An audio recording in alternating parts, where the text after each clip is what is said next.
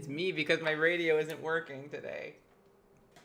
I'm making the music myself. Hello, welcome to another warm-up by Jesse Stong in Playwrights Workshop Montreal. Hello, everybody. Hello and welcome. I hope you're doing well. Hello, Justin. Hello, Anouk. Hello, Madeline. I made this activity for you today, Anouk. And hello, Anne Rainbow Thomas, who says it's their first time live. Welcome to the live show.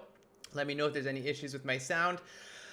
I have a 6-minute writing activity for you today about finding your character's voice. Are we going to have time to do it all? I don't know. Start stretching your fingers. Start getting your favorite notepad ready. I hope you bought something. That was me whistling. My other computer isn't working, so I couldn't get music this morning, and I panicked and grabbed my guitar. So what we're going to do is 6 minutes of writing today about finding your character's voice, and I'm not going to waste any time, except I'm going to say really quickly, we have the fly cam back today. Look how cute he is. He was awake. I was really scared that he was going to start meowing, but he fell back asleep, little cutie. I want you to remember that we're 4 subscribers away from having 300 subscribers on the Playwrights Workshop Montreal YouTube. So if you haven't subscribed yet, just scroll down there, click the subscribe button, like it, share it, give us a little bit of support here. I want to get to 300 today, by the end of today, I hope. Oh, Tamara's back. Hello, everybody. Okay, we're going to find your character's voice. You're going to write a lot. You're going to write, I'm going to give you a cue 1 minute once every minute. I'm talking faster than I can think. And you're going to have to, this is about an activity I thought of. There's many ways to explore a character's voice.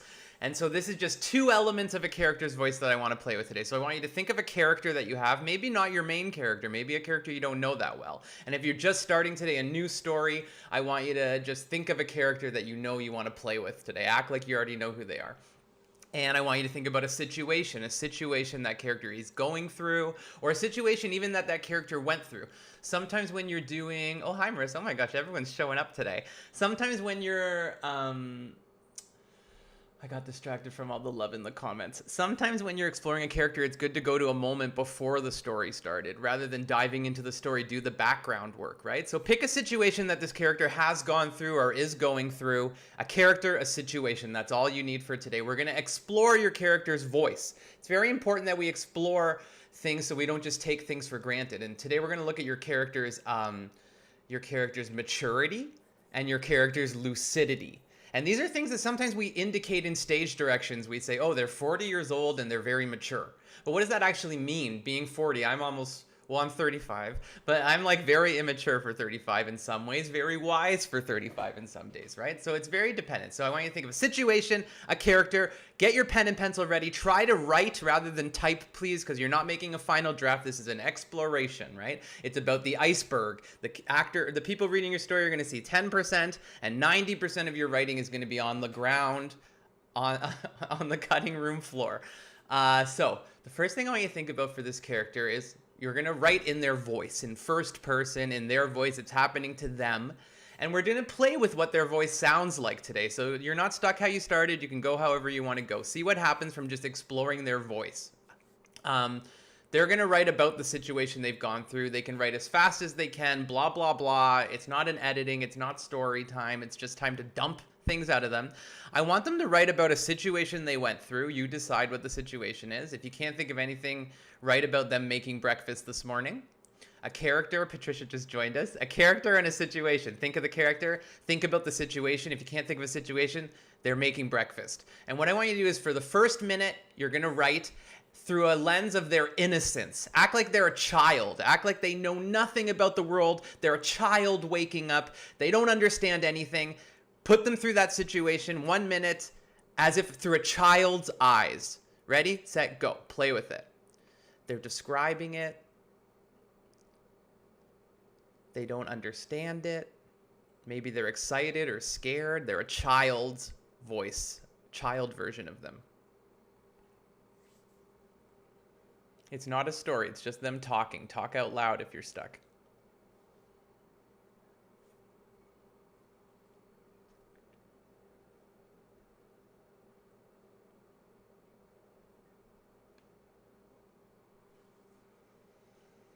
How would they describe it as a kid? What do they sound like as a kid? What kind of kid are they?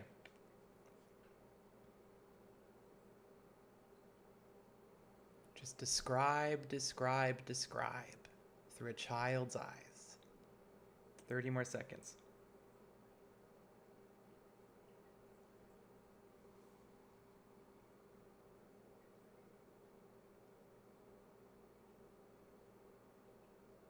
What do they see through their child's eyes?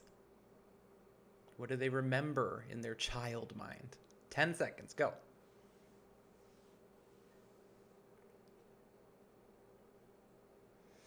Okay, you're not stuck how you started. Keep flowing. So now they're growing up a little bit and they're starting to understand things. They're at a midway point. So they don't fully understand the situation. They're still not fully at a point of acceptance or completion. But I want you to write for 1 minute, same situation, same character, but now they've grown up a little. They've started to understand things. They've started to question things. Go 1 minute. Go. Writing about the same situation, same objects, same images, same memory. Just starting to get some insight.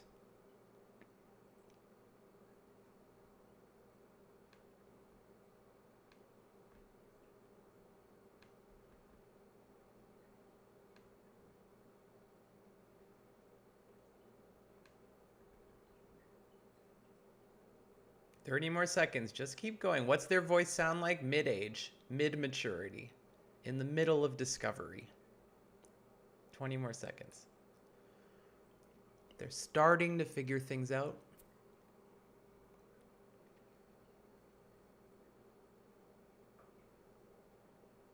"10 seconds. It's not a story." Good, okay, and maybe you've guessed it, part 3. You're going to write for 1 minute. Now they're the sage. They're the old age. They're the wisdom of old age, right? And maybe some people, older audiences, might think it doesn't get that clear later on, but pretend that they've reached this like filament piece of their life where suddenly they understand everything. They can look back and reflect on everything. How do they talk about this situation now from an ancient wisdom part of themselves? Everything they understand now at the deepest core. Go. The same situation. Don't put pressure on it. Blah, blah, blah. Just play around. What do they sound like as a wise old soul? 45 seconds. Think images, ideas. You can write in point form. What's the wise old them?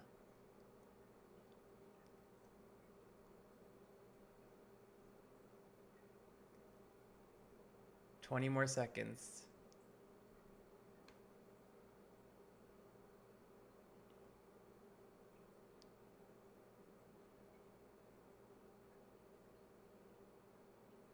"10 seconds. Have them wrap it up. Have them say something. The final say is the old soul. What do they say about this situation? The last sentence. Go.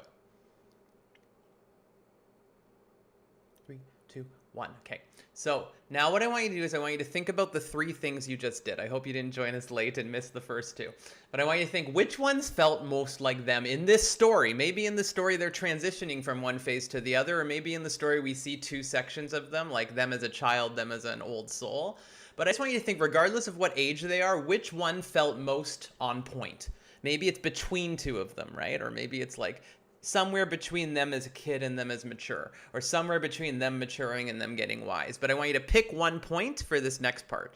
Pick one maturity level that you're going to write through. Now you're focusing on that maturity level. You're going to write from that age, from that maturity. And now we're going to look at lucidity. So you're going to write about the exact same moment, the exact same memory. But first, you're going to imagine that this person at this age, first, they're going to be in a dream state for a minute where they don't understand anything. And it's not the same as the childish thing with innocence. It's more like literally they're seeing things without any ability to process it. They're delirious. They're incapacitated. They have no lucidity at all. It's just madness and chaos all around them. What does this situation look like? Pretend they took a pill at a club and they're out of their head. What does it look like? How would you filter it? That age, out of their head. Write about it wildly. Go chaos, 1 minute, go. They don't understand any of it. It's madness. How do they respond to the chaos? Right. Don't think.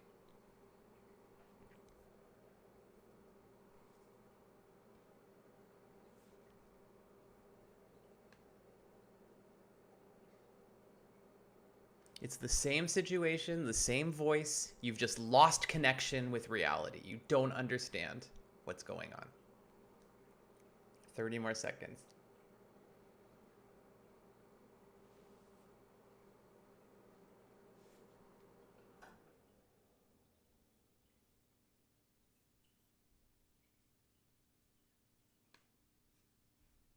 10 more seconds. Just how do they feel in the situation, not understanding it? How does that work for them? It's different for every character. Try to write about that a little bit.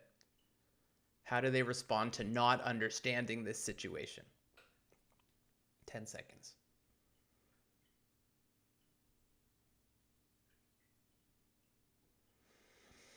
Okay, please like and subscribe if you haven't yet. I want to reach 300 people today. I hope you do if you're new. So this is 1 more minute. I want you to write now as though they took a different pill. It's all pills today. Don't do drugs. Not good for you. But as though they had another thing where suddenly they see everything with complete clarity. It's a lot like the wisdom one we just did, only this time it's like they're like a god that actually understands everything and what everything in this situation means, and they can sit objectively and look at it and talk about it from this place of full and complete lucidity, fully understanding, a sharp lucidity. They can see beyond their linear world. They see it so clearly. Write about the situation with that clarity, the clarity of a god who sees all. See how their voice sounds like that. Go 1 minute.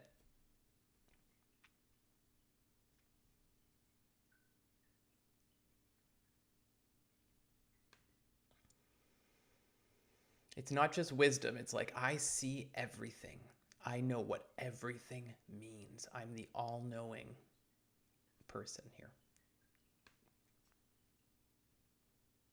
30 more seconds. Don't stop. You're almost done.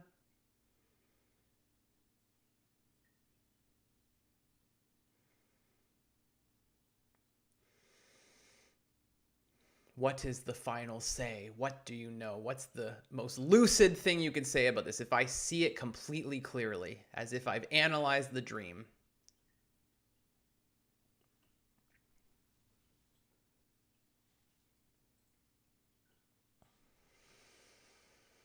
Ten more seconds. Last words. Okay, and the last thing I want you to do is I want you to write one sentence. You can write it in the comments even. One thing that's the in-between of I know nothing, I know everything. What's one question that they might have if they were in between those states? And I want you to write the question in the comments if you want. But if I was asked you right now about this situation, this character needs to ask one question to help them get from confusion to clarity, what's the question? Put it in the comments if you can. And while you guys are doing that, I just want to say that I saw this David Sedaris thing, and he said, if you're going to write people, you have to be interested in people, right? And it's like, that's what I feel like is part of this. If you're going to write good characters, you have to be interested in those characters. And you have to be willing. I see so many writers where they write one thing, they write one idea, one monologue, one dialogue, and they try to make it work, make it work, make it work. And they're constantly trimming it and cutting it and editing it and rearranging it. And maybe it goes here, maybe it goes there. Then they get this new writing that's so good and they ruin it by trying to put the old stuff in it and make it all work. Stop being so precious with your work. 90% of your work, 99% of your work is garbage. It's just to get you to that 1%, right? And it's important for you to stop relying on the character being right the first time that you write the character. Your job is to explore the character, live the character. Your character, I wrote something here, what is it? On the spectrum. Your character is somewhere on the spectrum of lucidity and maturity. Just because your character is 90 doesn't mean they're mature. Just because your character is 6 doesn't mean they're immature. Just because your character thinks they understand the situation, maybe they're completely disconnected from reality. Or just because they seem very disconnected, maybe they see clearly, right? We love the fool character that sees everything, right? Call me out, Jesse. What's this? Oh, yeah. See, people always think that. They think like, oh, I'm going to write today. And they go through their script and they read it from page 1 and they start tweaking. Oh, move that word there, move that word there. Nobody cares about that. The actors will do that. The people will do that, right? Like you'll get there when you start reading it out loud. Right now, your job is to bulk it out and get it out of you. Until you have 50 pages of writing, you shouldn't do any editing. You shouldn't be acting like it's a finished draft. I'm getting angry today. Megan says, call me out, and I did. This one question from Justin, what if the one I choose is the one that falls apart? So it sounds like it's about like trusting attachment, which maybe is a past trauma relationship affecting that. Oh, Anne Rainbow, our new member. Whatever did I end up with her making my decision, spending my money on yeah. How did I get here is a great question. And a character, so many great plays revolve around a character who stops and gets focused and realizes, how did I get here? I've been lost in a haze, right? That's great. Can you see me? Can you hear me? That's great. Asking for help. How could you leave the house looking like that? That's interesting. So it's like aimed at somebody else maybe, or it's more like sometimes the person we were is not the person we are, and we ask questions back there. Nobody cares. That's not really a question. I don't know what people are responding to. It's getting a little wild in the comments, but that's it for today. It's 10:30. I'm going to stop, but I just want to say keep going, keep exploring your characters. Be as interested in them as you are interested in real human beings, and they'll make discoveries for you. They'll reveal themselves for you. So I hope that helped thinking about the lucidity of your character and thinking about the spectrum of lucidity. You have to know I'm taking a character from complete clarity to complete confusion, or I'm taking my character from complete clarity to a little bit of confusion, or I'm adding doubt to a character who has old age wisdom, or I'm adding wisdom to a character who seems like a fool. Be aware of that. So thank you all very much. Oh, nobody cares that I'm being angry. Oh, that's me being angry. I get it. Nobody cares, right? It's like, it's true. Ernest Hemingway said, everything, the first draft of anything is S-H-I-M, right? And it's true. The first draft is crap. You got to explore. You got to have fun. Please share if you can. Please subscribe if you can. Just share the video. It doesn't take that long.